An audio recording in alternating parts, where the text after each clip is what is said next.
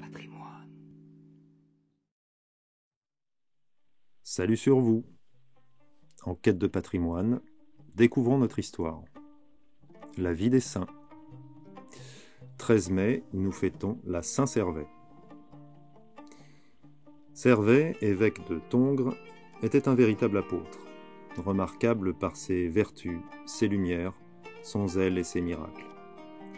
Il observait une abstinence extrême. Souvent, il ne prenait d'autre nourriture que la Sainte Eucharistie. Il suffisait aux malades de toucher les franges de ses vêtements pour obtenir leur guérison. Dans le concile de Cologne, en 346, il fit condamner et déposer l'évêque de cette ville comme sectateur de l'hérésie arienne. « Je sais certainement, dit-il, ce que cet indigne évêque a enseigné. Comme nos églises étaient voisines, je me suis plusieurs fois opposé à sa fausse doctrine, lorsqu'il niait la divinité de Jésus-Christ. Je l'ai fait non seulement en particulier, mais encore en public, en présence d'Athanase, évêque d'Alexandrie, lors de son exil à Trèves, et de plusieurs prêtres et diacres. Il défendit avec la même fermeté la vérité orthodoxe contre les Ariens, dans les conciles de Sardique en 347 et de Rimini en 359. Il prédit l'invasion des Huns et exhorta les fidèles à implorer le secours divin par la prière, la pénitence et la pratique des vertus chrétiennes.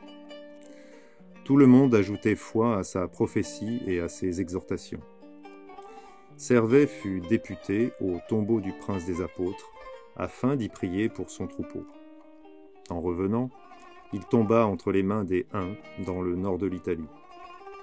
De chaque arbre surgissait un ennemi, mais il fut délivré miraculeusement.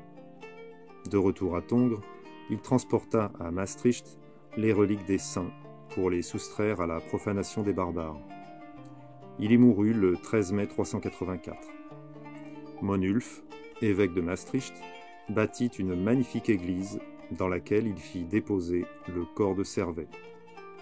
Saint Hubert exposa ses reliques après une victoire que Charles Martel avait remportée sur les Sarrasins le jour même de la fête du Saint. 13 mai, Saint Robert Bellarmin, évêque, confesseur et docteur de l'Église.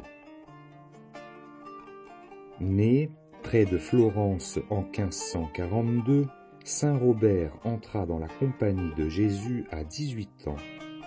Malgré la multiplicité des charges qu'il assuma jusqu'à sa mort, 1621, le cardinal Bellarmin tint le rempart de la théologie catholique face à l'hérésie protestante.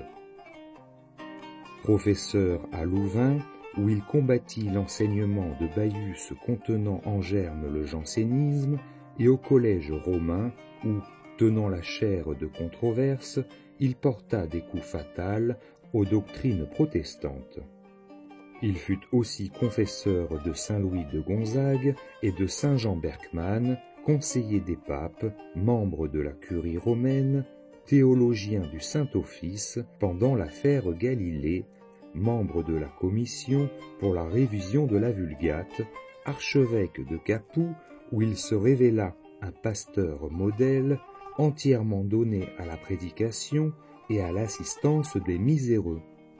Il mérita le surnom de marteau des hérétiques, tandis qu'en Angleterre, l'hérétique et schismatique Élisabeth Ier créé en guise de contrepoison le collège anti-Bellarmin, où notre saint fut appelé le docteur papiste. L'année même de la mort de saint Pierre Canisius, il fit paraître son petit catéchisme qui se répandra dans l'univers entier et sera traduit en 40 langues.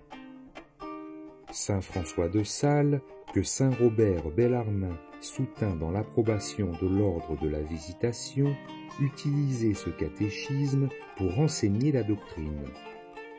Voici ce que dit Pie XI, en le proclamant docteur de l'Église.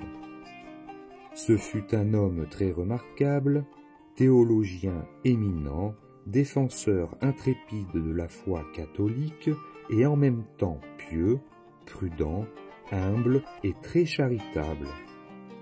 Saint Robert rendit l'âme après avoir récité le credo.